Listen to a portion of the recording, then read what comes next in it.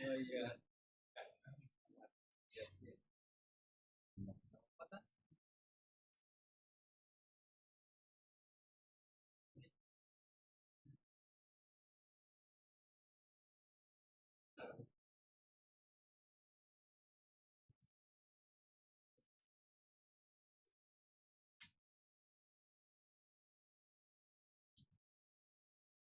Konten toyo panasin kan?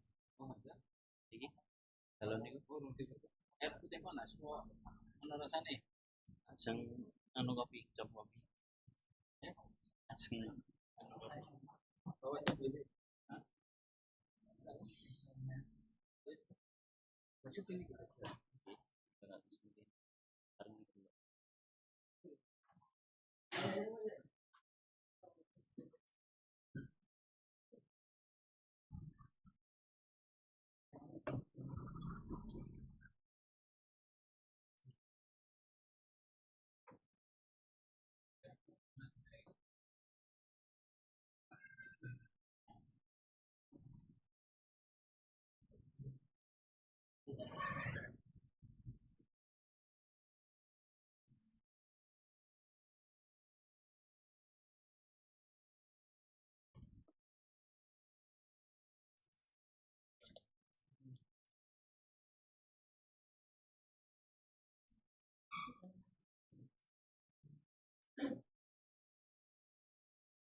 Bismillahirrahmanirrahim. Assalamualaikum warahmatullahi wabarakatuh. Alhamdulillahirabbil alamin. Wa bihi nasta'inu ala umurid dunya waddin. Asyhadu an la ilaha illallah wahdahu la syarikalah wa asyhadu anna Muhammadan abduhu wa rasuluh sallallahu alaihi wa ala alihi wa sahbihi wa man sara ala nahjihi wa tamassaka bi sunnatihi ila yaumiddin. Allahumma alimna ma yanfa'una wanfa'na bima 'allamtana wa zidna ilman ya rabbal alamin. Allahumma ya hayyu ya qayyum ya dzal jalali wal ikram faqihna ajma'in fid din wa 'allimna al-Qur'ana wat ta'wil. Amma ba'd, kita panjatkan puji syukur kehadirat Allah Azza wa Jal. Salawat dan salam semoga senantiasa tercurahkan kepada baginda kita, uswah hasanah kita Nabi Agung Muhammad sallallahu alaihi wasallam, kepada keluarga beliau, para sahabatnya serta segenap umat yang setia mengikuti jalan hidup beliau dengan baik dan benar. Bapak Ibu dan hadirin rahimakumullah. Insyaallah di malam ini kita akan melanjutkan kajian kita dari tafsir surat Al-Balad. Di mana pertemuan yang lalu kita telah selesai membaca tafsir dari surat ini hingga ayat yang ke-7. Malam ini kita akan melanjutkannya insyaallah, yaitu firman Allah Subhanahu wa taala, alam naj'al lahu 'ainain wa lisanan wa syafatain wa hadainahun najdain falaqtahamal 'aqabah wa ma adraka mal 'aqabah fakku raqabah au it'amu fi yaumin dzi masghabah yatiman dza maqrabah au miskinan dza matrabah. Firman Allah dari surat ini, surat Al-Balad ayat yang ke-8. Allah Subhanahu wa taala mengatakan, alam naj'al lahu ainain. Bukankah kami telah memberikan kepadanya dua buah mata? Sebelumnya, ayat-ayat yang sebelumnya Allah Subhanahu wa taala menyebutkan bahwasannya dia bersumpah dengan kota suci Mekah, di mana kota suci Mekah adalah tempat yang paling mulia yang ada di atas muka bumi ini. Kota suci Mekah adalah tempat yang paling mulia yang ada di atas muka bumi ini. Bahkan diriwayatkan bahwasanya Nabi Adam alaihissalam dan istrinya Hawa pertama kali diturunkan di kota Mekah. Meskipun riwayatnya tentu diperselisihkan. Karena ya sampainya jalur periwayatan sampai ke Nabi Adam tentu sangat sulit untuk dipastikan validitasnya. Kota Mekah adalah kota yang paling istimewa di sisi Allah Subhanahu wa taala dan di sisi manusia secara keseluruhan, terutama kaum muslimin. Terlebih lagi di saat Nabi sallallahu alaihi wasallam tinggal di sana. Maka kota suci Mekah merupakan tempat yang paling mulia, yang paling afdal yang ada di atas muka bumi ini. Kemudian Allah mengatakan, dan engkau wahai Nabi tinggal di tempat tersebut. Demikian pula Allah bersumpah dengan orang tua, wa walidi wa mawalad, dan juga anak keturunannya. Maksudnya adalah Nabi Adam. Kemudian Allah katakan, laqad khalaqnal insana fi kabad. Baru Allah sebutkan tentang manusia. Manusia diciptakan oleh Allah Subhanahu wa taala sering atau bahkan senantiasa berkeluh kesah. Hidup di dunia berkeluh kesah. Mendapatkan ujian berkeluh kesah. Bahkan dapat nikmat pun berkeluh kesah. Demikian pula di alam barzah kelak, di alam kubur. Demikian pula kelak di alam akhirat. Ayahsabu alla yaqdira alaihi ahad. Apakah manusia menyangka bahwa tidak ada seorang pun yang mampu atas mereka? Yaqulu ahlaktu malan lubada. Kata manusia, aku telah menghabiskan hartaku dengan sangat banyak. Hartaku saya habiskan untuk kesenangan-kesenangan duniawi. Ayahsabu allam yarahu ahad. Apakah manusia yang sedemikian rupa perbuatannya? Dia suka hambur-hamburkan harta. Dia suka gunakan hartanya untuk perkara-perkara yang tidak dibenarkan oleh Allah Subhanahu wa taala. Dia menyangka bahwasanya tidak ada seorang pun yang melihatnya. Kemudian meminta pertanggungjawaban darinya. Dia menyangka bahwa harta yang saya peroleh berarti milik saya. Terserah saya mau saya gunakan untuk apa. Dia menyangka tidak ada seorang pun yang mengawasi dirinya. Dia lupa bahwasanya Allah Subhanahu wa taala Maha melihat, Maha mendengar, Maha meliputi segala sesuatu. Kemudian Allah katakan, alam naj'al lahu ainain. Bukankah telah kami buatkan, kami jadikan untuk manusia kedua mata.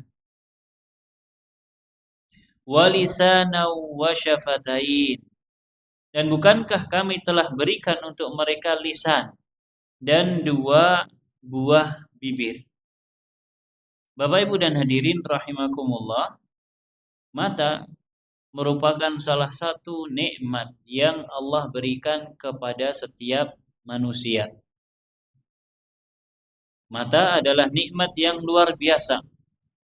Kalau seseorang kehilangan kenikmatan mata, seseorang terhalangi dari kemampuan untuk memandang, melihat dengan normal, itu tentu sebuah kerugian.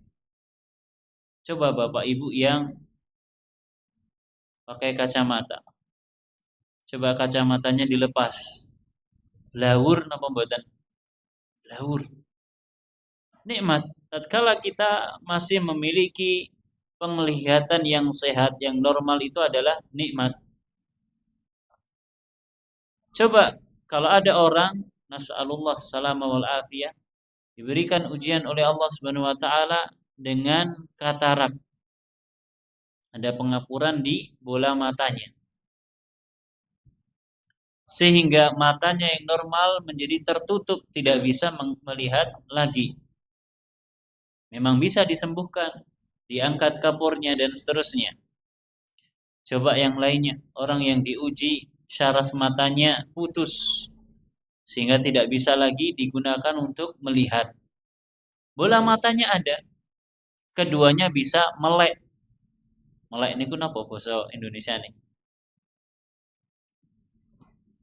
Apa Pak? Melek.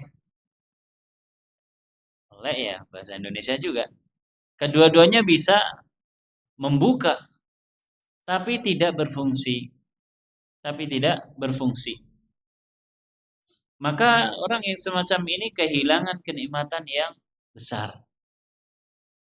Kehilangan kenikmatan yang besar. Karena itu nikmat dua mata ini harus kita syukuri. Dan diantara bentuk mensyukurinya adalah dengan menggunakannya untuk hal-hal yang Allah izinkan. Dan menjaganya dari hal-hal yang Allah tidak izinkan. Kita lihat, kita melihat hal-hal yang Allah perbolehkan untuk dilihat. Dan kita menahan diri dari hal-hal yang Allah larang untuk dilihat. Kalau seseorang kehilangan kenikmatan mata, kenikmatan penglihatan, kemudian seluruh dokter spesialis mata berkumpul dari penjuru dunia untuk mengembalikan penglihatannya tersebut, pastilah tidak akan mampu. Tidak akan mampu. Orang sebelumnya dia normal, kemudian hilang penglihatan matanya. Semua dokter dikumpulkan untuk mengembalikan penglihatan matanya tersebut. Tidak akan mampu. Maka ini adalah nikmat yang Allah berikan bagi setiap manusia. Sehingga Allah ingatkan dalam surat ini, alam naj'al lahu ainain. Bukankah kami telah jadikan untuk mereka, bukankah kami telah berikan untuk mereka dua mata? Walisana wa syafatain. Dan juga kami telah berikan kepada mereka lisan, yaitu lidah, dan dua bibir. Dengan adanya lidah dan dua bibir, kita bisa berbicara. Dengan adanya lidah dan dua bibir, kita bisa berbicara. Dan dengan adanya lidah dan dua bibir, wajah kita lebih indah. Saudara-saudara kita yang diuji oleh Allah Subhanahu wa taala dengan cacat pada bibirnya atau lidahnya. Kalau kita melihat, terkadang kita tidak sampai hati untuk melihatnya. Kalau kita mendengar suaranya, kalau mereka berbicara kemudian kita dengar suaranya, aneh. Suaranya agak lain. Maka Allah Subhanahu wa taala ingatkan kita, kami telah berikan kepada kalian wahai manusia penglihatan, dua mata. Kemudian lisan, yaitu lidah. Kemudian bibir. Maka syukuri nikmat tersebut. Syukuri nikmat lisan kita. Jangan digunakan untuk mengatakan, berucap kata-kata yang dilarang oleh Allah Subhanahu wa taala. Gunakan untuk bersyukur kepada Allah Subhanahu wa taala. Jaga lisan kita. Jaga kenikmatan yang Allah berikan kepada kita ini. Alam naj'al lahu ainain wa lisanan wa syafatain wa hadainahun najdain. Dan kami telah tunjukkan kepada manusia dua jalan. Allah Subhanahu wa taala tunjukkan kepada manusia dua jalan. Ada jalan kebaikan, ada jalan keburukan. Silakan dipilih. Ada petunjuk, ada hidayah, dan ada kesesatan, dolalah. Silakan dipilih. Gunakan nikmat mata kalian untuk melihat petunjuk. Gunakan lisan kalian untuk membaca petunjuk. Allah turunkan petunjuk berupa Al-Quran, berupa hadis-hadis Nabi SAW. Maukah kalian, wahai manusia, menggunakan nikmat mata kalian, nikmat lisan dan bibir kalian untuk mempelajari Al-Quran dan Sunnah Nabi yang merupakan petunjuk menuju jalan kebenaran, menuju jalan Allah Subhanahu wa taala? Atau sebaliknya, kalian justru gunakan kenikmatan tersebut untuk menempuh jalan kesesatan, dhalalah, wa hadainahun najdain. 3 ayat ini coba kita baca tafsirnya.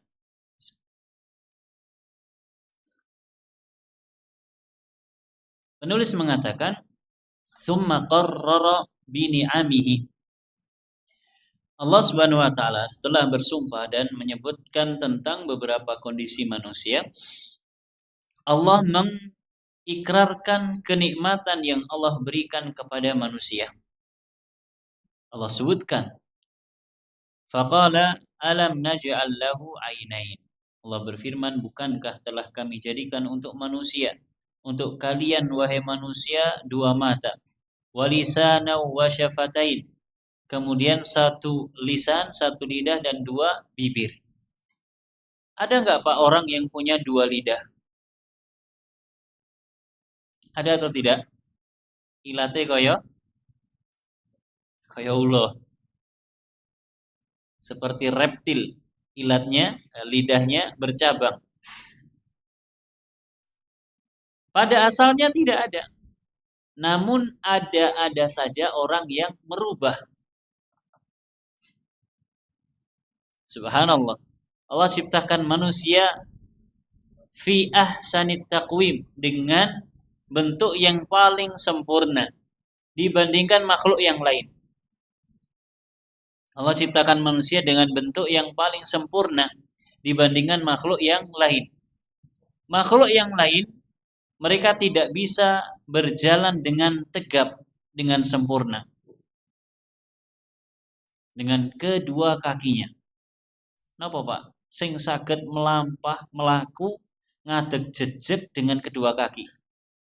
Pitik, jejeg napa mboten pitik? Mboten jejeg. Napa? Penguin. Saged jejeg penguin? Gak bisa. Ini masih cara berjalannya. Belum yang lain-lainnya. Tangan kita bisa kita gunakan untuk apa saja. Jenengan nyetir motor saged, nyetir mobil saged, dandani mesin sing rusak saged, buat mancing saged. Semuanya bisa. Coba tangan dari makhluk yang lain, apakah bisa digunakan untuk aktivitas tersebut? Gak bisa. Gak bisa. Manusia Allah ciptakan dengan bentuk yang paling sempurna. Namun ada saja orang yang merubah ciptaan Allah yang sempurna ini yang Allah berikan kepada dirinya. Ada Pak orang yang lidahnya itu dioperasi kemudian dijadikan 2. Saking senengi kalih napa? Kalih ulo. Nauzubillah. Ada yang wajahnya dirubah jadi wajah kucing. Mereka sendiri yang buat.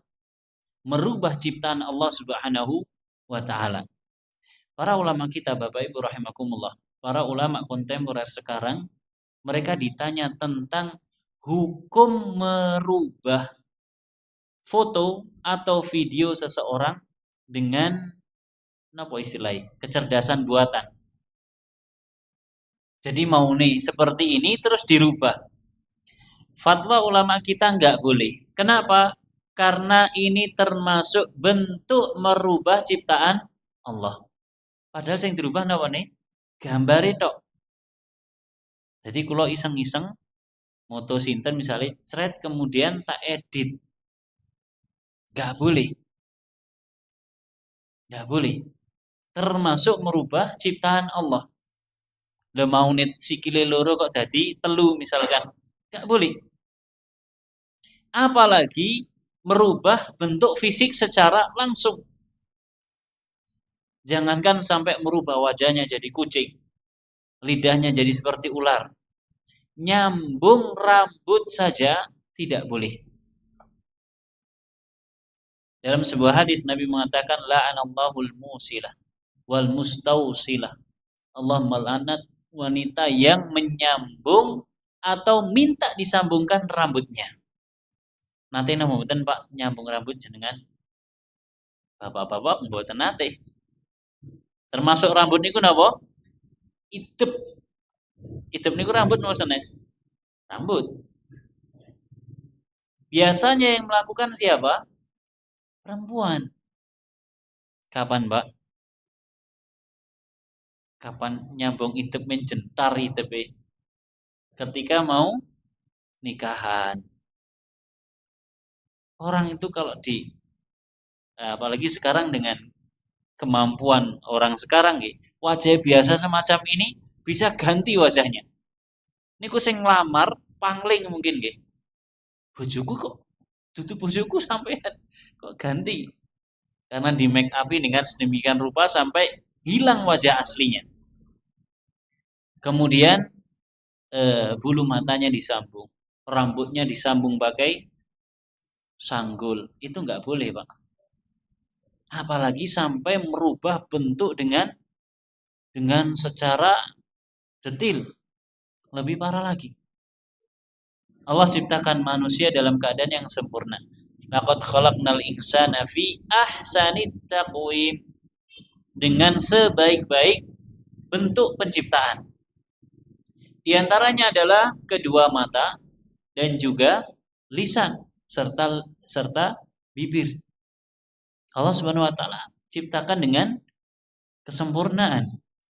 Lil jamali wal basari wan nutqi wa ghairi dzalika minal manafi'i ad-daruriyati fiha. Tujuan Allah menciptakan mata, lisan dan bibir lil jamal, untuk keindahan. Untuk keindahan. Karenanya kita sebutkan tadi, sebagian saudara kita yang mungkin Allah uji dengan dihilangkan matanya. Sejak lahir tidak ada mata. Kita ketika kita melihatnya merasa kurang nyaman. Akan timbul rasa iba, rasa kasihan. Kita akan merasa keindahannya berkurang. Allah ciptakan sebagian manusia diuji dengan mungkin bibirnya sumbing dan seterusnya. Kita merasa kurang nyaman ketika melihatnya. Ketika mendengar suaranya kurang nyaman. Semuanya adalah keindahan dari Allah Subhanahu wa taala untuk kita. Wal basar, dan untuk melihat, Allah ciptakan mata untuk melihat, wan nut, untuk berbicara, wa ghairi dzalika minal manafi', dan selain itu semua dari kemanfaatan yang sangat banyak, ad-daruriyati fiha, yang sifatnya sangat kita butuhkan. Napa Pak? Di antara fungsi lidah selain untuk berbicara. Kalau orang kita mengatakan orang itu fulan pandai bersilat lidah, maknanya napa? Bersilat kok silat lidah. Maksudnya pandai mengolah kata, pandai ngeles dan seterusnya. Selain lidah ini digunakan untuk berbicara, bukannya bicara itu suaranya dari sini, dari pita suara. Ya ini suaranya. Ya kan, suaranya dari sini. Cuman lidah memiliki andil yang sangat besar. Cobi jenengan ngomong dengan ngendikan ilate kalih dicekeli. Saged napa mboten? Saged napa mboten? Mboten saged. Sebagian orang diberikan ujian oleh Allah ilate cendek. Ilate cendek. Sehingga ada beberapa huruf yang tidak bisa dia ucapkan. Apalagi kalau ilat kita, lidah kita ini dipegang, kalau ngomong kita nggak akan bisa. Karena memang lidah diantara fungsinya adalah untuk berbicara. Doruriyah. Sangat butuh kita terhadap lidah ini. Di antara fungsi yang lain untuk merasa. Merasakan apa? Merasakan kerinduan. Merasakan makanan. Merasakan makanan. Coba orang lidahnya, fungsi indera perasa pada lidahnya hilang. Jenengan mau makan napa Pak? Bakmi godhog ora krasa.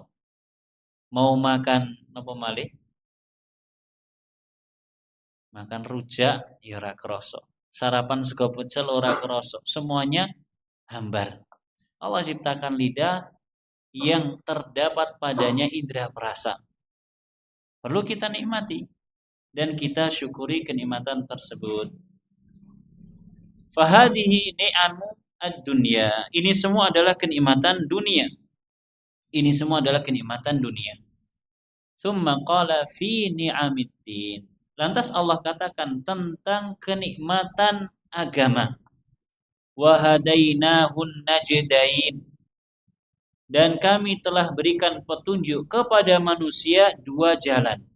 Tariqai al-khairi wasyarr. Dua jalan di sini maksudnya adalah jalan kebaikan dan jalan keburukan. Jalan kebaikan dan jalan keburukan. Bayyana lahul huda minad dhalal. Allah jelaskan kepada manusia petunjuk. Dan Allah bedakan dari kesesatan. Ini petunjuk, ini hidayah. Ini pedoman. Ikuti. Meskipun terkadang kalian wahai manusia lepas dari pedoman tersebut, namun berusaha untuk senantiasa mengikuti pedoman tersebut. Dan ini adalah kesesatan. Ini adalah dolalah. Jangan diikuti. Ini hidayah, ini dolalah. Allah telah jelaskan. Tinggal kita mau atau tidak untuk mencari petunjuk tersebut. Dan petunjuk di dalam agama kita, di dalam Al-Quran. Dan juga hadis Nabi Sallallahu Alaihi Wasallam. Orang yang ingin dapat petunjuk, buka Al-Quran. Ora faham aku buka Quran. Baca tafsir atau terjemahnya. Gak faham masih maksudnya piye. Ikuti majelis ilmu. Tanyakan kepada orang yang punya ilmu. Kalau kita ingin mendapatkan petunjuk, bukan dengan merenung. Karena sebagian orang ingin dapat petunjuk malah merenung. Merenung, ya. Ya kalau merenungnya di masjid bagus. Lah kalau merenungnya di pinggir kali. Bertapa di pinggir kali. Kemudian pulang-pulang dapat petunjuk. Dapat wangsit. Dari mana wangsit tersebut? Dari mana petunjuk tersebut? Kalau kita ingin dapat petunjuk di dalam Al-Quran. Di dalam Al-Quran. Nabi SAW pernah mengatakan kepada para sahabat, taraktu fikum syai'aini lan tadillu ba'dahuma kitaballahi wa sunnati. Saya tinggalkan, saya wariskan untuk kalian semua dua hal. Dan kalian tidak akan pernah nyasar selagi kalian mengikuti dua hal ini. Yang pertama, kitabullah Al-Quran. Dan yang satunya sunnah Nabi Sallallahu Alaihi Wasallam, hadis-hadis Nabi Sallallahu Alaihi Wasallam. Kalau kita ingin dapat petunjuk dalam masalah agama, dalam masalah dunia bahkan, maka petunjuk kita ada di dalam Al-Quran. Dan ini adalah kenikmatan. Ini adalah kenikmatan yang Allah berikan kepada kita.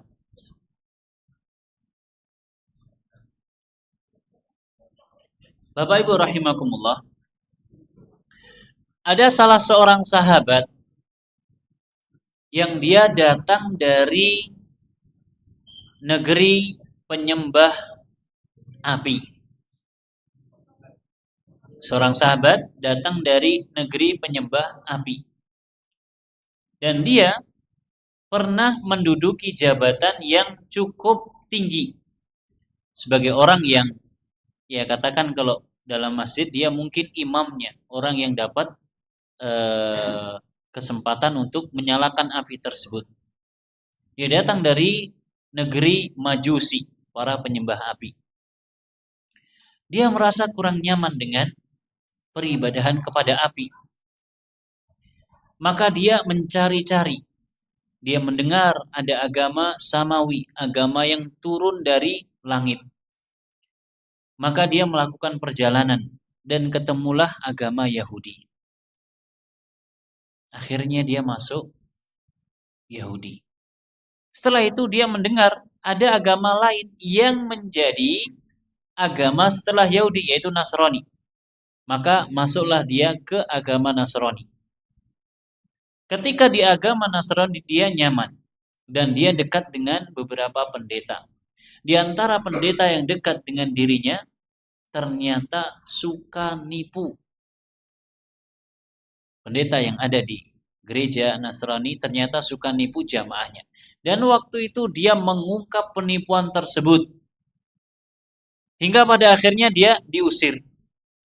Dia pindah lagi ke pendeta yang lain dan dapat pendeta yang baik. Namun usianya tidak lama meninggal. Sebelum meninggal, dia bertanya, "Wahai Pak Pendeta, kira-kira sepeninggal engkau, siapa yang harus aku ikuti?"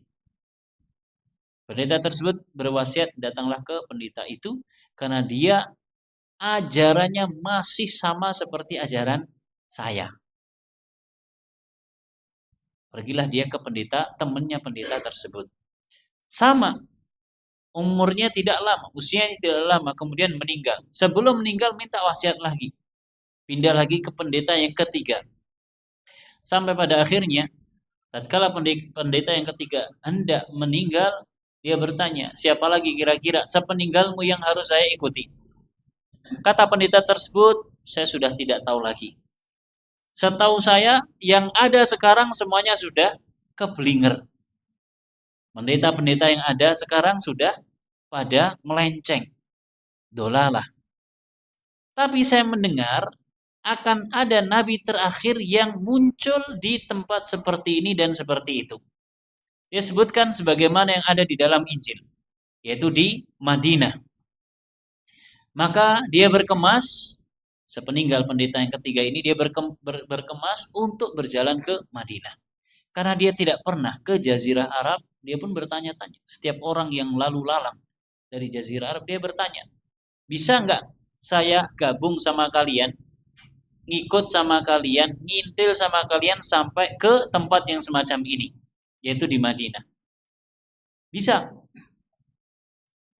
"Sebagai imbalannya saya kasih untuk kalian semua harta saya." Bisa, silahkan.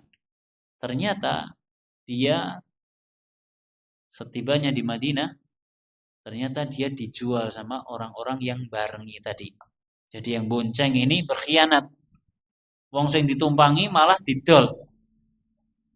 Dikatakan sebagai seorang budak. Kalau zaman sekarang nggak ada. Zaman sekarang nggak ada. Ya mungkin ada kalau anak kecil diculik kemudian dijual. Ini orang tua. Sampai di Madinah dijual. Ini saya punya budak ini. Loh, aku kok budak? Aku nunut. Aku wingi kan nunut. Akate nunut terus tak kei. Wis meneng wae. Akhirnya dia jadi budak. Dan dia berusaha untuk setia kepada tuannya tatkala jadi budak. Ketika dia sedang naik kurma, disuruh sama tuannya untuk ngurusi kurma, dia mendengar datangnya seorang nabi dari Mekah hijrah, Nabi Muhammad SAW, dan dia pun berteriak bahwasanya nabi telah datang. Tuannya yang tahu nyuruh mudun. Apa bengok-bengok? Nabinya sudah datang. Maka dia malah dipukuli. Sampai pada suatu saat dia bisa bertemu dengan Nabi Muhammad SAW, kemudian menyatakan keislaman. Siapa nama sahabat tersebut? Salman Al-Farisi. Berangkat dari Persia sampai ke Romawi, sampai pada akhirnya ke Madinah. Apa tujuan dia ke Madinah atau tujuan dia ke Romawi sebelumnya? Tujuannya adalah mencari hidayah. Tujuannya adalah mencari hidayah. Rela mengorbankan kedudukan dan jabatannya yang telah dia miliki ketika masih di Persia, dia tinggalkan untuk ke Romawi. Ketemu dengan pendeta-pendeta yang benar, kemudian ditunjukkan kepada Nabi, dan dia rela jadi budak. Dia rela jadi budak. Sebelum pada akhirnya dibebaskan dari perbudakan tersebut. Salman Al-Farisi. mencari hidayah. Dan di zaman dahulu Bapak Ibu rahimakumullah, orang yang ingin mencari hidayah itu sangat berat. Tekad dan keimanannya kuat, tapi medannya sangat berat. Sangat berat. Belum lagi dihadapkan dengan lingkungan keluarga. Karena mereka bersuku-suku, berkabilah, yang terkadang akan menghalangi kalau ada anggota keluarga mereka yang ingin menyatakan keislaman. Zaman-zaman setelahnya pun juga seperti itu. Saya lupa ada salah seorang imam ahlul hadis yang dia mengatakan, saya pernah keliling dunia, maksudnya dunia Islam 2 atau 3 kali, 2 atau 4 kali. Ada yang lainnya mengatakan, saya pernah kencing darah ketika mencari ilmu hadis. Jenengan bayangki, sakniki tiyang saking Samarkand niku pundi? Sakniki negarane pundi? Uzbekistan. Saking Samarkand, kemudian dia ke Mesir. Koitan Mulon. Kemudian dia balik lagi ke Syam. Syam niku Damaskus misalkan, Suriah. Kemudian dia ke Irak, kemudian dia ke Madinah, kemudian dia ke Mekah, ke Yaman, balik lagi. Muter-muter dengan jalan kaki. Bayangin jalan kaki. Ya kita jalan sehat saja kita mau semaput, mau pingsan. Ya mereka jalan kaki di negeri yang tandus, panas. Yang kala itu mungkin jumlah rumah penduduknya sangat sedikit. Ancaman dari binatang buas sangat besar, sangat banyak. Karena jazirah Arab dulu Bapak Ibu rahimakumullah, sebelum ada terusan Suez, banyak hewan-hewan buas. Tapi mereka lakukan itu semua. Untuk apa? Untuk mencari hidayah. Dan kita alhamdulillah hidup di zaman yang serba mudah. Hidup di zaman yang serba mudah. Tinggal mau berangkat atau tidak. Wahadainahun najdain. Dan kami berikan kepadanya 2 jalan. Tak duduhke 2 jalan. Jalan hidayah dan jalan kesesatan. Mana yang akan dipilih oleh manusia? Fahadhihi al-minan al-jazilah taqtadi minal abdi an yaquma bihuquqillahi wa bisyukrihi ala ni'amihi. Ada satu cerita lagi. Cuman saya lupa secara spesifik namanya siapa, saya lupa. Ada seorang penuntut ilmu yang datang dari Andalusia. Pundi Pak Andalusia? Spanyol. Andalusia, Cordoba, kemudian Silvia atau apa itu namanya, Isbelia, itu ada di Spanyol, ikut Eropa. Dia datang dari Andalusia ke Madinah. Untuk apa? Untuk jadi penuntut ilmu hadis. Jadi dengerin langsung dari imam ahlu hadis. Padahal, kalau misalkan zaman kita sekarang, misalkan kita ada Syekh Sudes misalkan di Mekah, kita kan bisa nanti kalau ada muridnya Syekh Sudes pulang, nah saya tak belajar sama muridnya saja, kan beres. Orang zaman dulu tidak. Mereka kalau belajar berusaha untuk mendapatkan sanad yang ali, sanad yang tinggi. Ketemu langsung sama guru senior yang paling sepuh. Dan itu dia lakukan dari Andalusia menuju ke Madinah.